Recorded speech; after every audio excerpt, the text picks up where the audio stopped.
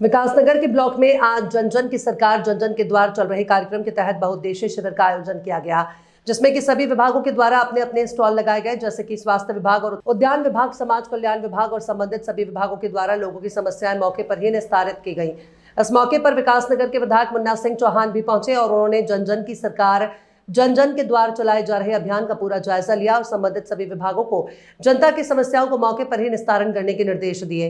इस मौके पर ब्लॉक प्रमुख नारायण ठाकुर सहित कई लोग मौजूद रहे और जनता की समस्याएं निपटाने में तत्पर दिखाई दिए। जन जन की सरकार जन जन के द्वार आज कार्यक्रम बड़े पैमाने पर आयोजित हो रहा है। किस तरीके से लोगों को फायदा मिल पाएगा? नहीं, जैसा आपने खुद कहा कि सरकारी योजनाओं का लाभ जनमानस को मिल सके, उसके लिए उनको चक्कर ना काटने पड़े, धक्के ना खाने पड़े, ये इन कैंप्स का उद्देश्य है।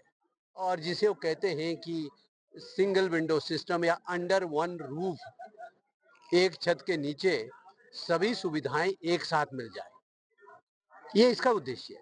और आप देख भी रहे हैं यहाँ पे तमाम सारे विभागों के हमारे अधिकारी प्रतिनिधि यहाँ पे मौजूद हैं और यथासंभव जन साधारण से जुड़े हुए जो विषय है उससे संबंधित जो करने लायक चीजें होती है उसका तत्काल निस्तारण किया जा रहा है। जैसे राशन कार्ड में यूनिट नहीं चढ़ने हैं, वो यहीं पे चढ़ा दे रहे हैं।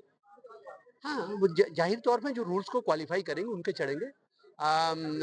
किसान सम्मान निधि है, किसान सम्मान निधि में अब नई गाइडलाइंस के मुताबिक कुछ करेक्शन होने, वो करेक्शन यहीं कर दिए जा रहे हैं। तमाम सारे बेसिक हेल्थ चेकअप है, हेल्थ चेकअप के अलावा हेल्थ के बारे में जानकारी वहीं दी जा रही है।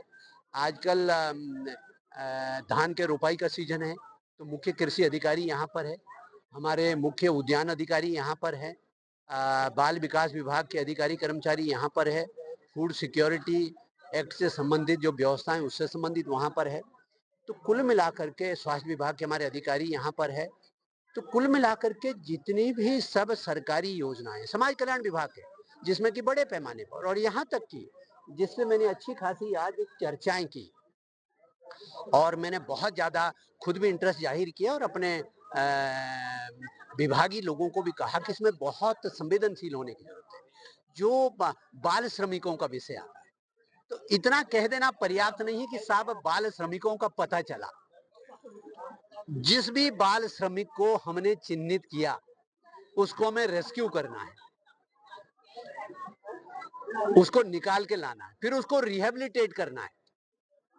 जो गरीब माँ बाप का बच्चा मजबूरी में बाल श्रम कर रहा है, वो बाल श्रम न करना पड़े, उसको हम सरकारी योजनाओं में कौन कौन सी बेनिफिट दे सकते हैं ताकि वो पढ़ाई लिखाई पे वापस जा सके। ठीक है, उसके लिए जो तमाम सारी योजनाएं, उसके लिए मैंने कहा, बल्कि उसके लिए मैंने मॉनिटरिंग के लिए भी एसडीएम को कहा है कि उसकी मॉनिटरिंग भी करें। मैं खुद भी मॉनिटरिंग करूंगा और लेबर डिपार्टमेंट के एएलसी, डीएलसी और एलईओ वगैरह को, उनको भी मैं कहने जा रहा हूँ इसको विशेष रूप से मॉनिटरिंग करेंगे। किसी भी बच्चे को मजबूरी में कहीं मेहनत मजदूरी ना करना पड़े जो उसकी पढ़ाई लिखाई का समय है। ये तमाम सारी चीजें और बहुत लाभ इसका होता है।